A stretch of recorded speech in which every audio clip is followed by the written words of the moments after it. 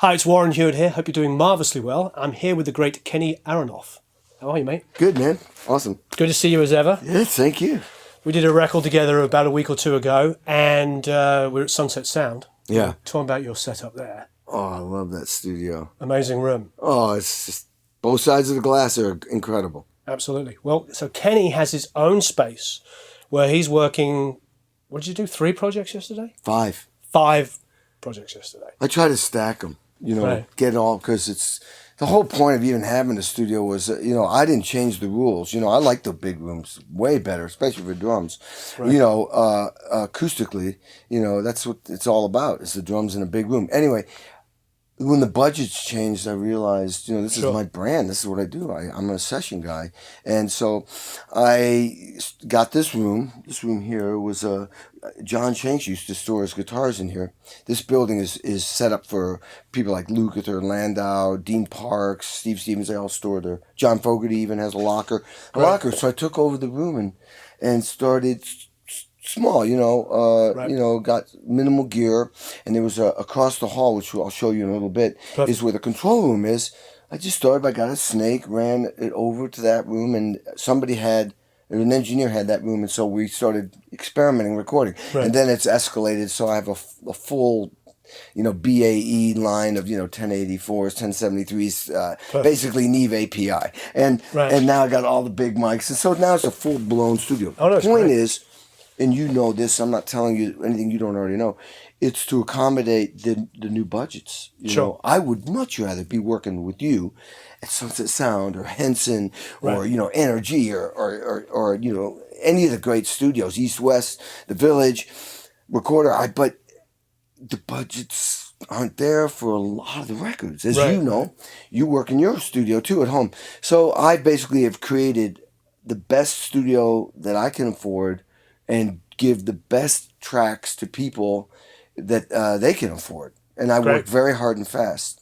Perfect. So the new business models, I make a chart before I even walk in here. Right. I mean, a really detailed chart. If anybody knows me, I'm the most anal chart writer I've ever. seen your charts. Yeah. They're great. Yeah.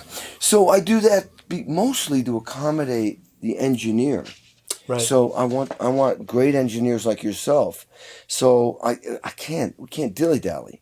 So I try to do an hour and a half once we get the sounds tweaked. And usually, this is all set up all the time, but you got to tweak every day. Once the sounds, I try to do like 90 minutes, and usually it ends up being an hour to 2 hours at the most. Right. And then, of course, then you got to get things ready to zip out to people too. Right. And I do that part. Yesterday was a rare day where it's one thing to do 5 songs from one artist because you're in that same style. Right. But this was like, the first song which I was playing you was an alternative type of song with this cute little girl's voice, so I played lighter. Right. And it was very, I had to accommodate my kit a little bit for that. The second song was a guy from Germany sent me. It was really a jazz piece. I played brushes. Sure. Had a swing. It was a swing. Great. Nice challenge. Yeah. And the third song was a guy came here with his hard drive.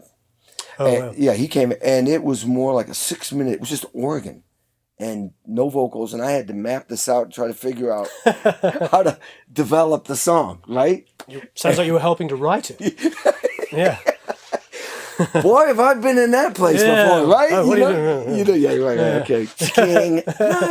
So, publishing in the sky. Yeah. Right? Yeah. Boy, you and I'd be gazillionaires. Exactly. We could own the whole building if we got paid for what we wrote. Yeah. So, and the trick is when somebody comes in here with their hard drive, used to be, I want to be with people. Under these conditions, it can take sometimes longer because they start asking questions. Would you try it this way for that 20th time? And I have to kind of be very cool about saying, for this price. I was thinking about that this morning because with mastering sessions, the mastering engineer will say, is it attended or unattended? And if you're looking for a deal, it's always unattended. Of course. You want a good price from a mastering engineer? Don't go down there. Yeah. Let him do his job. A great mastering engineer we don't hear the way they do. Yeah. That's their job. That's their job. All we're going to do is say stupid things and put them off. I've been doing this my whole life, and I still know that somebody like Adam Ayen or Steve Markinson or Bob Ludwig, they know what they're doing. Yeah, well, they're perfectionists at that thing. Yeah. They just have become perfectionists. All you're going to do is slow them down. Yeah, exactly. You know, So great production, like we were talking about last time. Great production quite often is just hiring the right person for the job and letting them do the job. Yeah. You listen to like the best records ever made, like Motown albums. Yeah. Like all those Motown songs are like the best drummers, the best string arranger, vocal arranger, background singers, a tambourine player. That's the hardest thing in the world. Yeah, so we had like all these guys were just, their one job was to just do this thing. And the genius was Barry Gordy was smart enough to let him do it, pay him 10 cents, and make all the money. Yeah. God bless him. I know. God bless him. So anyway, so let's talk about your setup. Yeah. So I used this drum with you last week. That was fantastic. I had it for a long time. I just never got it to work the way I wanted. It's a 26 by 14, as I mentioned, and I padded it down a little bit more yesterday by putting more material in there. It's not as boomy, as ringy as a 26 would typically be. And then I have an inside mic here, which is a Shure B52, and then I have an outside mic on the head. I don't even know what that is. Yeah, what is that? You know what? People send me mics, and I'm not sure what I don't know. It might be I don't know. Is that an AKG? It's a mic. Oh, it's a mic tech. Oh, my tech, yeah. They send me a lot of mics to try and do. And funny enough, none of them ever worked except on that head. It works. Then I have the Subkick for a little extra. The Yamaha Subkick. And for those that don't know, the reason why Yamaha make this is because we used to, in the olden days of like 20 years ago, take a Yamaha NS10 speaker and mount it on a stand and use it as a mic, because it would only pick up like 40 hertz and below. So it just adds up, boom, that real low end. Yeah. So Yamaha was like, well, if you want to do that, we'll just make it. So now they make a Yamaha Subkick, which is essentially an NS10 speaker inside this. And it's a cool little trick. It is. It really is. It works, you know. The other thing I use to get the kick to sound good is a mic right here, this Royer 161, and it's in a position to pick up a low end. And that ribbon mic, as you know, is warm. And is that a 121? Did I say 160? I meant 121. Yeah, no, it's okay. Yeah, it's a 121, yeah. I don't know that line that well, but the 121, and I have two more in the room for the left room and right room perspective. Right. And that really, that definitely, and really helps. To strategically place, we've experimented high, low. Right. This is, it ended up sounding the best there because it does you get more value out of the kick drum, but it still picks up snare and toms too. Great. Let's go to the snare. Talking of snare. I was using, and I love Shure microphones, and there's a Shure 57 underneath the snare drum, but on top I was using it. Someone sent me this Lewitt mic, and I loved it. And John Fogerty, he will not let me play a show without this Lewitt mic now. Nice. He walks the room every day for a 30-minute sound check just for drums. Me and him, alone. Find out what model is that? Oh, I can't remember. We'll find out. The black one. But that's a Lewitt mic. Yeah. And then about 2 weeks ago, I tried this MA-100 Mojave, which you see here, and is on the toms too. And so yesterday, I was using the Mojave, and the engineer, David Jenkins, said, you know what, let's put the Lewitt back up with it. We'll do both. And it's one of those rare moments where this is a little bit more attack, a little bit, more than I do about frequency, a little more attack and got a little bit more of the higher ends, and this has got the warmth, but together it really works. Sometimes it's wonderful. Two mics, they cancel each other out. Yeah, some of those sound hollow. Yeah. This was one of those rare moments where you got value from both mics. So that's my new thing. So it's a snare bottom, and I have to say, back to the room mics. The center mic I showed you, that 121, and the two left and right 121s. When I put compression on the room, and I use the BAE compressor, it's not a plug-in. Right. Man, it just sucks this whole kit to over there. Perfect. In like I don't know how it's organic and 3-dimensional in a natural way. What I noticed about you, and you could tell me if I'm right or wrong, but it seems what the hard gear versus the plugins reacts more natural, like more humanistic than the plugins, which are more, I don't know, it's just like it's either here, or here, whatever they program. Right. Am I right? Yeah, I love plugins, but I feel like the better my front end signal going in is, the better everything always is. Oh, yeah, of course. So any kind of like, I run DI guitars, but I always record an amp at the same time. Right. I like to have the DI just to mess with if I want to try stuff. Yeah. And it's also nice to edit with because you see the transients easier. But there's nothing better than everything going through a nice mic pre. Yeah, it's like more organic somehow. Yeah. More human or something. Like it's just all the simulations are fantastic, but if what you've got coming in is cold and harsh, that's your starting point. Yeah. So for me, it's definitely about nice mics. Yeah. Obviously, nice drums. Great drummer. Yeah. Good room. Yeah. Good room. All of that stuff. Yeah. Obviously, nice mic pre. That is you're not going to be able to replace that. No, you'll be just fixing up something that's not right. Yeah. Exactly. So anyway, I'm using these MA-100s right now on my toms. That's my thing. I put this little. That's a nice idea. Yeah, you know what? We were getting too much ring from this cymbal. Right. And I actually had this Orlex makes them, and I was going like, I was about to throw it out. I hadn't used it in 2 years. And sure enough, I went, God, you know what? We were getting too much in it, Mike. I said, I got one of these things and put it up and it worked. No, it's fantastic. The ring into that. I remember watching a making of once, and it was like I think it was the Aerosmith one, and from either Pump or Permanent Vacation. Yeah. And they built like a little housing around the snare mic because the hi-hat was close. Oh, yeah. The overheads I'm using are these MA-200s. They act like tube mics. It's a Mojave. Right. And, everything is running through, everything I'm talking about right now is running through what would be essentially Neve or API and BAE. Our friend Mark Lohman made these incredible, it's not like it's very close to the old Neve and API gear. I think it's kind of better. You think it's better? Yeah, because it's more open sounding. Dude, I think it's you just heard him say that's a big plug for BAE. Yeah, I just think it's more open sounding. It's hard because the new stuff that those companies were talking about is making. Right. I do think, in all defense, I think API is still making the same product. But Neve is not Neve that we grew up with. Rupert left the company when we first started making music. You know what I mean? He wasn't in the company. When you say it's better than Neve, you mean the new Neve or better the old? than new Neve. Oh, new Neve, yeah. And the thing is with the original stuff is like... It breaks, right? Well, I was over at... a few years ago, I made an album with Tom Scott. Not Tom Scott, sorry. Jim Scott. Jim Scott, yeah. Jim Scott. So I'm making a record with Jim Scott. He's mixing an album I produced. And I go over there and he had that big old RCA Neve console. Yeah. And it's a beautiful console.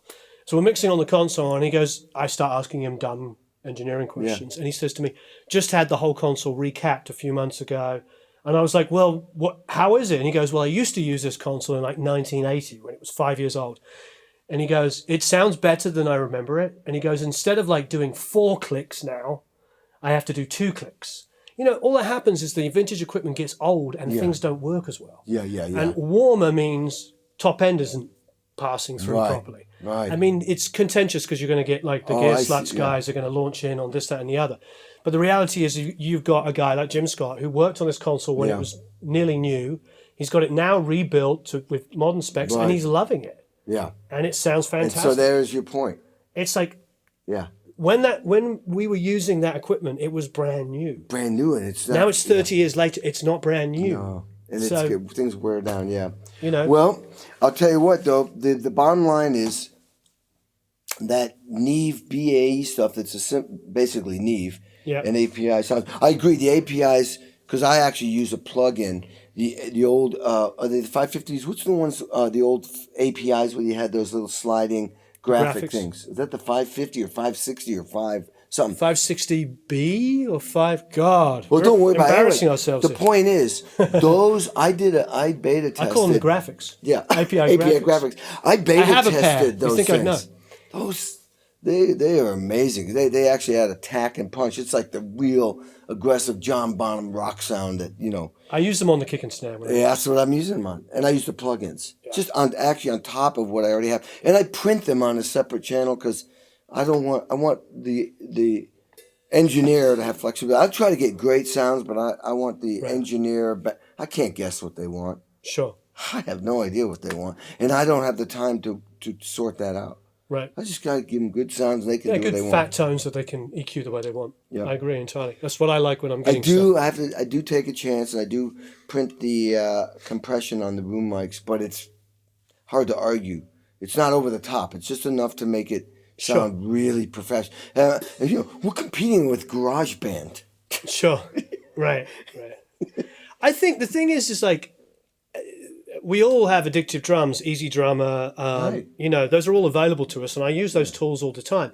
However, not everybody has, it's like, the analogy I always use is like pianos. I have a crappy old Baldwin upright. It's terrible. It has 3 notes that barely play, but it's my crappy old piano. Right. And when you come in and write a song, and I've written many songs on that piano with artists, and then we record with it, it sounds fantastic. If people come in here to your room, there's no other room in the world that sounds like this. Right. But all of us have addictive drums. Right. All of us have the same Bosendorfer piano sound. Right. But nobody has your drum sound and my crappy piano. Right. And so that gives it uniqueness. Yeah. So if you're going to give them a room sound that sounds like nothing else, then that's you. Right, because everybody could sound with addictive drums. You could. Great. The guy in New York in an apartment could sound the same as a guy in a 3,000 square foot loft somewhere. Exactly. Because it's all there. So people want this. They want to come to a guy like you. First of all, they want you to play on that record, obviously. But they also want the thing that only you do.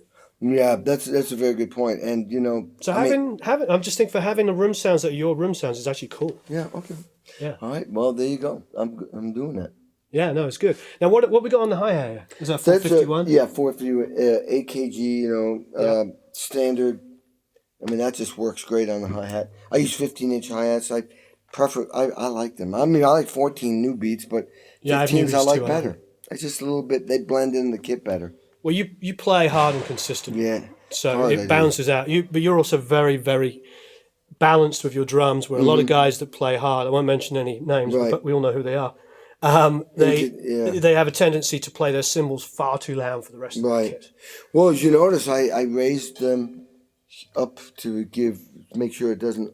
Yeah, you know, it's a challenge between what Warren's saying is like, you know, if you bash the cymbals so hard, you have to adjust these mics, the preamps and your EQ and everything to this, but really you're trying to get the tom and the snare too. Yeah. So you that's a great drummer knows how to play his kit and balance it. And I love working with an engineer. If an engineer says, "Hey, you know, maybe hit the cymbals soft. Do you have a darker one?" Sure, I love that. Yeah, I do too. I love that. I love working with the engineer. It's exciting. It's like we're doing surgery together. And you start off with Zildjians, which is a good start because of course they just have a warmth. Zildjians.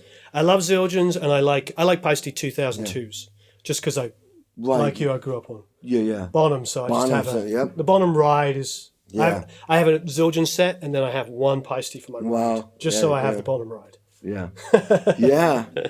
But otherwise, no, Zildjians. I mean, to me, they're probably the sound of rock and roll and jazz. I mean, God. Oh my God, yeah. I've got some of their. Oh, they're not out there. I put them in a bag. Keropis, the new jazz.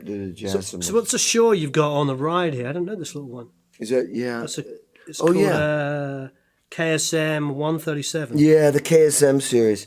And I used to use the KSMs in the rooms and overheads, and then I just went to these. The ribbons made the room a little bit warmer. Yeah, definitely. I'm gonna pull those curtains back and make the room a little bit more aggressive. I guess the next step is it's all in steps. Is to make this room a little bit more. Take the curtains back, so you have the flexibility of pulling the curtains to make the room a little bit more ambient. Wonderful. You know. Well, great, and you got great monitoring here. It's like I use that as my monitor. I have a what do you call it? That Shure the 98 in there. Yeah, it's like a little plate, and it goes to that box behind you, which is made in England, the BC Gig Master by Porter and Davies.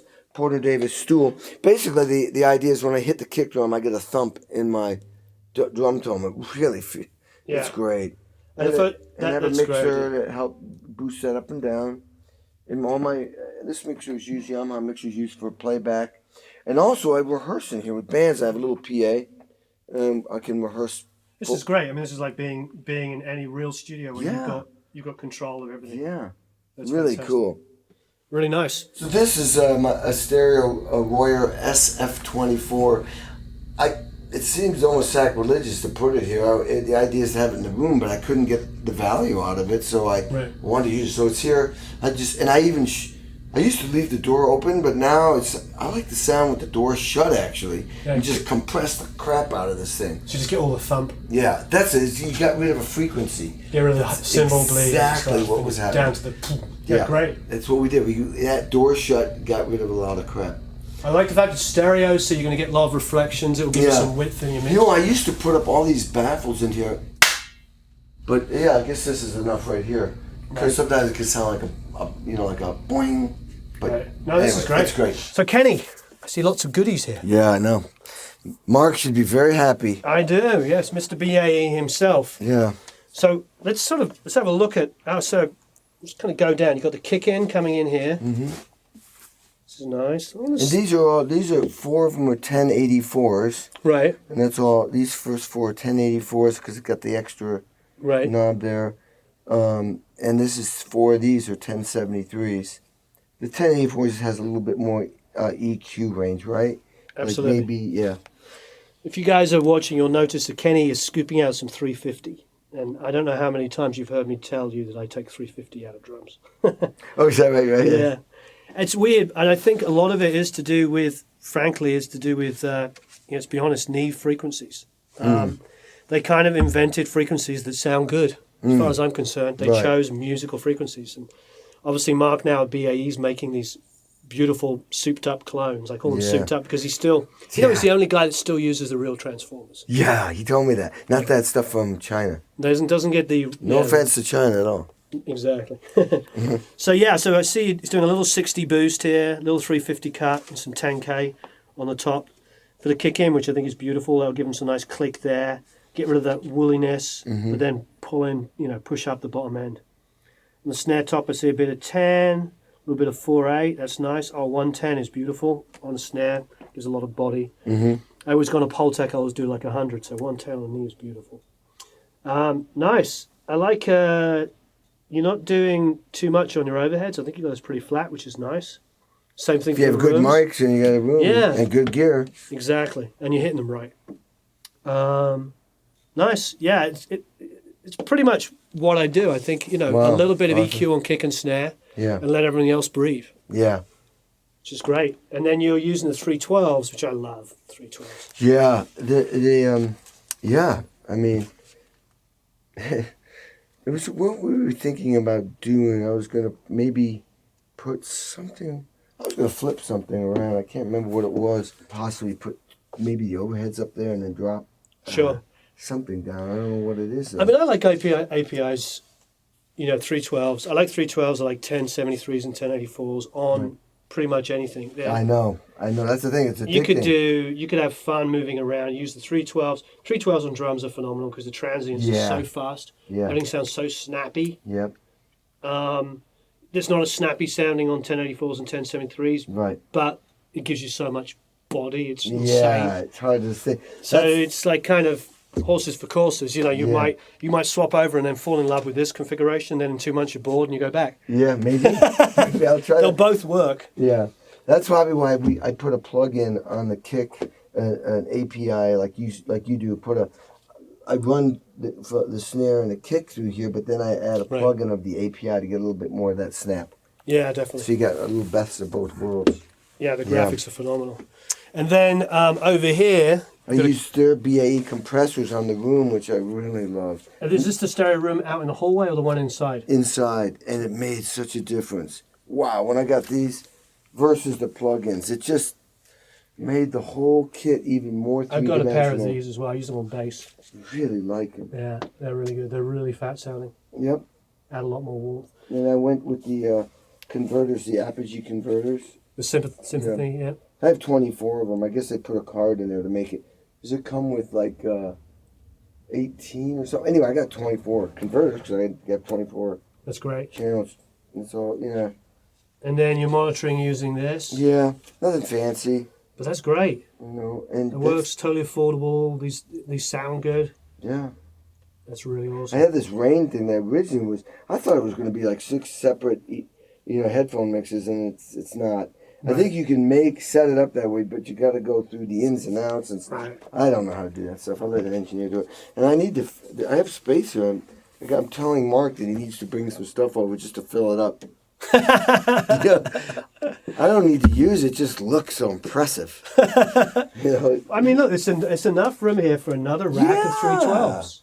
Yeah, it'll just put. Well, he's bringing out these new EQs, those new BAE EQs. Oh, really? Oh, yeah. You might want some of those. Well, we'll talk to him about. So, what have we got going on down here? Okay, that's SPL. Those I got as a trade-off for something I did in. Was it Germany or Europe somewhere? Probably Germany, because SPL's a German company. Yeah, and I use those on the room. Those are pretty phenomenal. Pretty much use them as crunch the SF24, the hallway mic. That's what I use it for. I mean, that's a nice piece of equipment. Definitely high-end. A lot of people don't know about it over here, but it's super high-end stuff. Yeah, no, that's beautiful. I'm using Pro Tools 11. I got the little coffee can thing under there. You got the old coffee can. And I got some universal audio plug-in satellite for just I just got minimal plugins, just a little bit, just you got the HD Native. It's nice. Yeah, it's a great setup. And that's pretty much it, man. I mean, and then we were just talking about these new Yamahas, and they're new to me. They're the HS8s. Yeah, they actually sound better than the other speakers. I don't even use the other ones. We were listening just a minute ago. They have so much bottom end. I know. Especially when you think about NS10s. I know. Have any bottom end whatsoever. I know. It was like they have a bottom end, and I have a sub, but I'm not even using the sub. You don't need to with them. Nope. Yeah, these sound fantastic. We've only got the mic in the room, so we probably won't be able to hear too much, but let's have a quick listen. There's that alternative song I did yesterday. Right.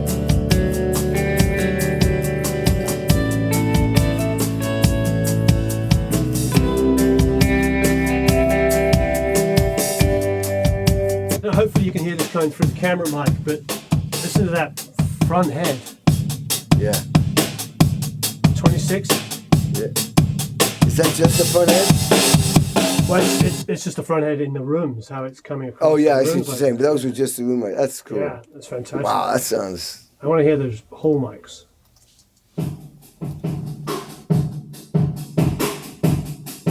Oh, it's got great thump. Is that the hallway, Mike? Yeah, hallway. That's not bad, man. It's great. That's a really, really great drum sound. Love that ambience. You got a not a huge room, but listen to how big it sounds. Yeah. God, I love that kick drum. Yeah, it's a great sounding kick drum. It's just enough. So that's the Beta 52. Yep, that sounds like a 52. So it's definitely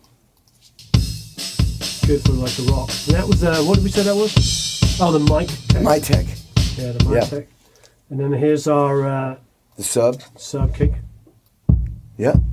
Gives you. It's doing what it's supposed to do. Just a little bit of extra low end. Hey, do the mess with the two snares, Mike. You'll hear the difference between the MA-100 and the. Which one's which? Do you know? Whoa, it doesn't say. No, I don't. Well, whichever's brighter will be the Lewitt. That one's there you bright. go. That's the first one. A little brighter. Yep, that'll be the Lewitt then.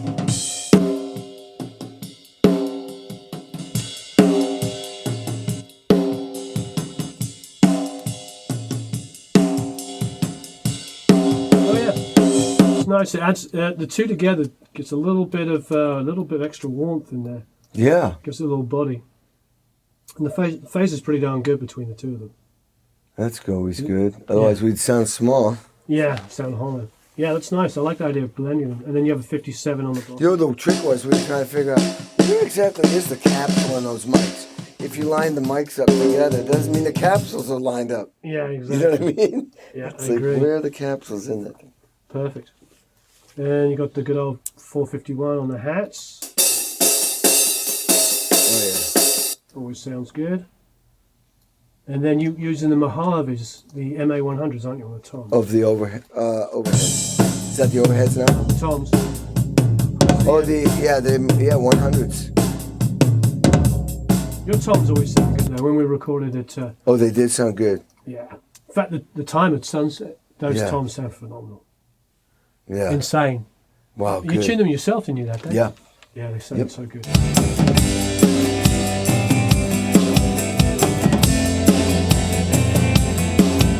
Great.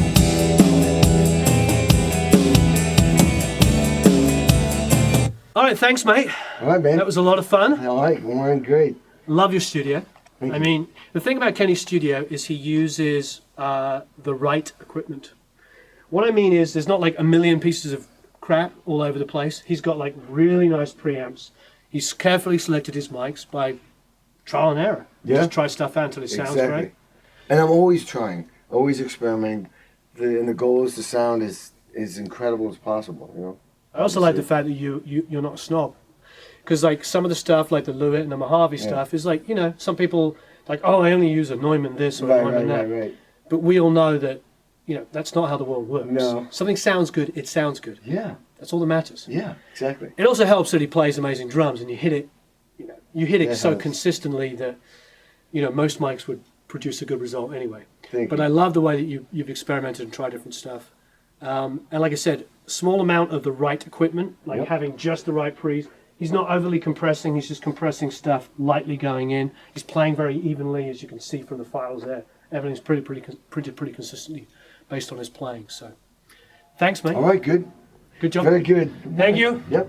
And as ever, please go to producelikeapro.com, sign up for the email list, and subscribe. And I'm sure we'll be back doing more stuff with Kenny. Maybe we'll do a session over here. That'd be awesome. We should do that. Film Yeah. us working together here. Perfect. All right. Tune in Bye. for that. Cheers. Thanks, bye.